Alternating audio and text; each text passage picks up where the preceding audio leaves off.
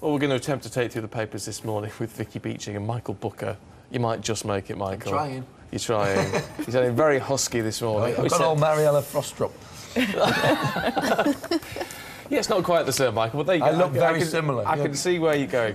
Let's start off with the front of the Telegraph, should we? To Nigella. I mean, it's a fascinating whole issue, this, isn't it? Because, I mean, she has become the story here. Well, it's interesting. What they've done is they've extrapolated the drugs amnesty for the middle class angle from it, simply because the police have said they're not automatically going to investigate, because she obviously admitted on oath that she had taken drugs at taken times in her life. And it's not been referred to the force yet. They're saying if any new evidence emerges, that could be investigated. That includes evidence from the court. Now, that hasn't been passed to them, so they haven't actually started any investigation, but the suggestion is that that could happen at some point. What the Telegraph are pointing out is that the response is at odds with the Commissioner, Sir Bernard Horgan-Howe's previous tough talk on drugs, where he suggested last year that professionals should be randomly tested. So they're just saying that there could be accusations of giving approval to middle-class drug taking, which obviously they're not. But people will be watching this very carefully to see how things go down the line, if any evidence is passed from the court case to the police, and if it is investigated, because then the next time some Joe Schmo is in court on this sort of crime, taking drugs or possessing Class A drugs like this, then they'll say, well, you didn't do Nigella Lawson. She admitted it in a court case. Yeah, it does set a precedent, doesn't it, really? Yeah, it'll be really interesting to see how it affects her reputation as well, whether or not this is enough to kind of really cast a shadow over all the great things about her, or whether, you know, there's just so much love that it doesn't really bother people. Yeah. Especially in America with the new show that starts in the new year. It'll be interesting with the kind of more conservative American crowd, whether or not that for them really tips the balance reputationally. Yeah. But she's going to have this hanging over her for a while, because witnesses don't have immunity from prosecution, so I still don't know. But the good thing that she does have is regular access to television and all the media, and so she does have that machine that can be used. And I believe, according to some of the papers, her PR people are deep in talks at the moment as to what they're going to do. She's got such support, hasn't she? Huge support, especially online. I think so. I think the future's She makes a great cake as well. No, I've never had one. Lovely. No, never done it. It's something I shall have to try, no doubt. I'm on the old Jamie Oliver 15-minute meals at the minute. Oh, are you? Oh, so good. They're impossible, Very then. All it is just chuck everything into a pan. They never take me 15 minutes. There's no thought involved in that. It's like 50 minutes. I had one, it was rubbish. But they're very nice. Anyway, to the Express, Vicky, and this gang in it's Rochdale, wasn't it? Yeah, it's in Rochdale. Sex So obviously last year 9 men were jailed for the grooming gang, and this is actually another victim who came to light during that investigation, and 5 men were jailed with regards to her yesterday. And she's only 15 years old, and one of the things that's really come to light in her case, again, as with the one last year, is this repetitive issue of victim blaming, where the authorities actually say these young girls are making lifestyle choices, and they don't really seem to take seriously the fact that they are really the victims in this, and that nobody can make a lifestyle choice at 13 to choose to have sex with an older man. And I just think that hopefully these cases will really change the way that victims are listened to. It says in this report yesterday came to light that 17 different services had failed these girls. So on every kind of every angle, every place they turned, they really were not seen in the light they should, which was innocent victims needing help. It's fair to say, isn't it, that these girls, their circumstances mean that they are actually, before this all starts, they're in a very, very vulnerable position. Yeah. Exactly, yeah, and the way the men sort of lured them in, giving them, sweets and cigarettes and chips and kind of stuff like that. I mean, it's just so sinister. I think we need to remember that when someone is that young, they are a victim and nothing else, and the services need to see them that way. But after all these cases, there's been a few of them recently, hasn't there? And they keep on saying the same things. We can't ignore them anymore. But these cases keep coming up, and the same things are said, the same platitudes afterwards again. So, It's the risk, isn't it? That's just circular, and it seems like it's getting better, and then it doesn't. Well, from one prosecution to another, Ian Watkins, as we know from Lost Profits, being sent to, in effect, 35 years. Yeah.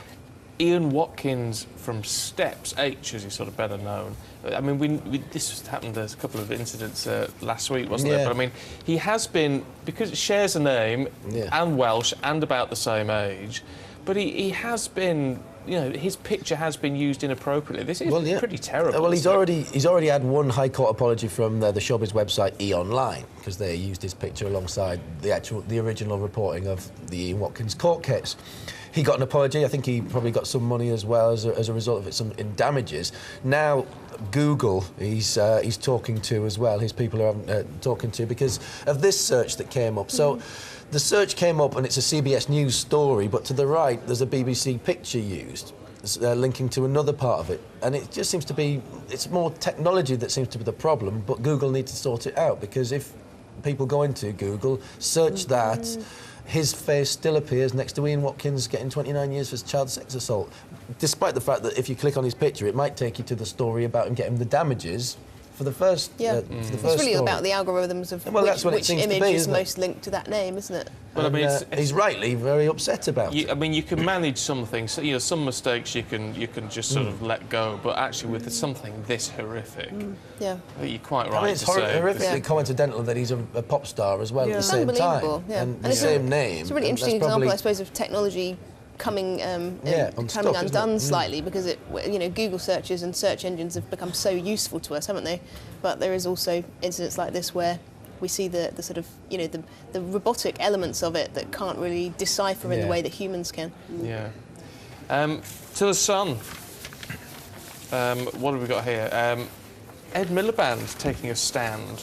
Vicky. Yeah, this is brilliant. I'm really not in favour of high streets full of betting shops and payday loan companies, and one of the things that Ed Miliband's really going after here are the gambling machines that are in the betting shops, the kind of fixed odds betting terminals that are sort of known as the crack cocaine of gambling, and they really are very addictive.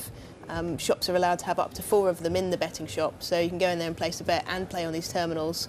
And Ed Miliband's just saying if he is elected, that he will give councils the power to really limit how many of these terminals there are. And I guess this is also slightly related to the Stella Creasy, attack on payday lending, and it just feels like Labour's really got a great agenda to try and protect people who are on a low income and get rid of some of these temptations that get people into debt. As it says here, Labour's taken £160,000 from the boss of Bet365.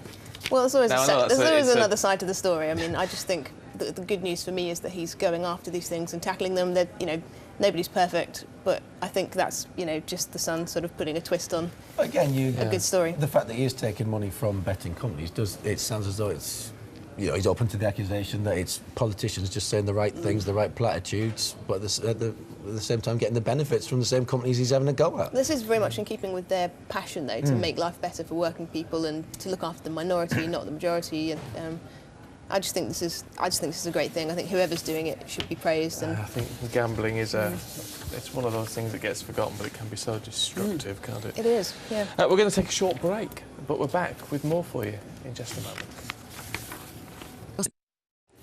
So we're looking through the papers with Michael and with Vicky. Express, page 21. This is a lovely story. Oh, look at this dog. It's a dog. It's a confused dog wearing tinsel. Now, what it is, it's a lovely, sweet Christmas tale. This is Woofra, a Lurcher Saluki cross, whatever one of those is. It was near death when mountain rescuers found him 2,300-foot peak. Survived 3 weeks on a mountain with a broken leg. Oh. They couldn't find a home for it. They finally found a home for Woofra. Vets had just given 2 hours to live. Now, 2 months on, living with new owner Helen Coates, surrounded by presents from well-wishers. Look at that. That was so sweet. But despite that, why is she not smiling? Oh, she's a dog. What a beautiful dog. I want to see a dog smile one day. It's a brilliant name, too. Woofra. We've done that story, I'm sure. It's an Express I just think that's fabulous. You challenged it. And it's what we need. And actually, their owner, mind you, what's if it's broken its leg, or the owner may not know what happened to it, so they may get in touch now. True. But it's happy. She's happy. She is. Which is the main thing. Not sure about the tinsel mind, but she's happy. Oh, no, mind you, men are not happy this Christmas, Vicky, because of the dreaded man flu. This is very interesting. So it's obviously kind of a common joke that when men get ill, they get man flu. But actually, a survey's been carried out for the first time by a company that make vitamin supplements. Right. And they found that more than half of women, yeah, very impartial, more than half of women think that men are exaggerating when they're ill, whereas only 20% of men think that women are exaggerating. So we do presume man flu when it may not be the case.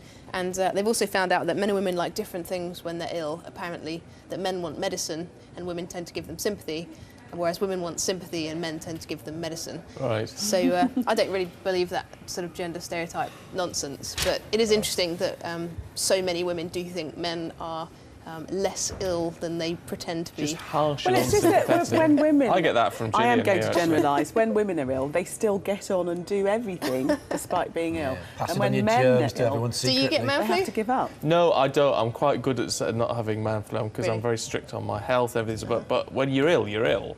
Yeah. And that's Do it. you think men tend to make more of a fuss or not? I don't know. Really. I don't know. I feel sorry It's for a the men fact. in your family, Gillian. I do. They don't get ill. There's no sympathy coming from Gillian whatsoever.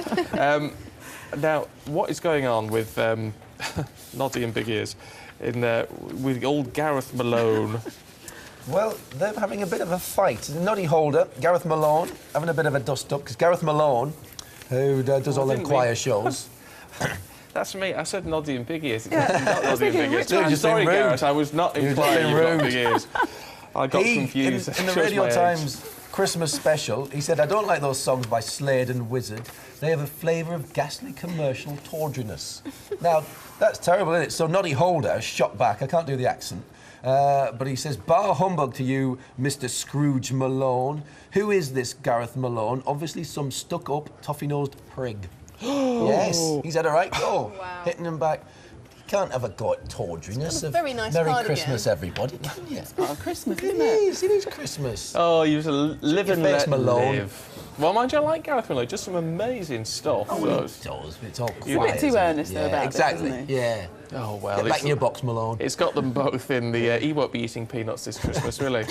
Gareth, he'll be buying a different brand anyway. Lovely. We'll see you both in an hour. Look forward to that. Don't laugh at me, Gillian. Let's get the check on what's happening.